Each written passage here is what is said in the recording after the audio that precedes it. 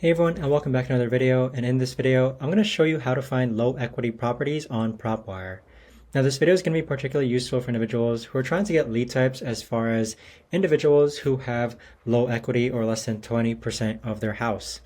Now this video is going to be short, sweet, and simple, guys. There's not going to be a lot of steps involved. But here on the upper left hand side, once we're logged into Propwire, this is what it's going to look like. So if we actually go ahead and choose an Oregon zip code, what we can do in order to find low equity properties is that you can click on lead types next. And there's multiple ways you can do it. You could actually go ahead and click on low equity, and there's a tooltip. So this is pretty much for people without much equity in their homes, less than 20%, and they often sell off market to avoid agent commissions, 6 to 7%. So you can choose low equity or even negative equity as well. So these are homeowners who owe more than their property worth. So this is also known as underwater or upside down homes.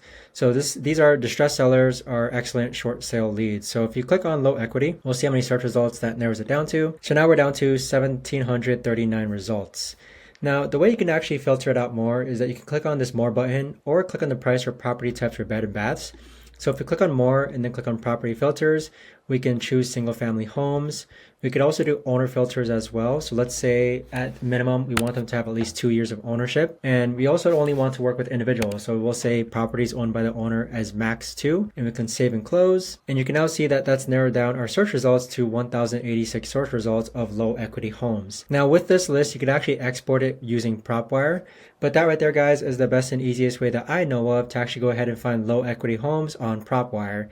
If you guys know of a better or easier way to actually do this, let me know in the comments down below.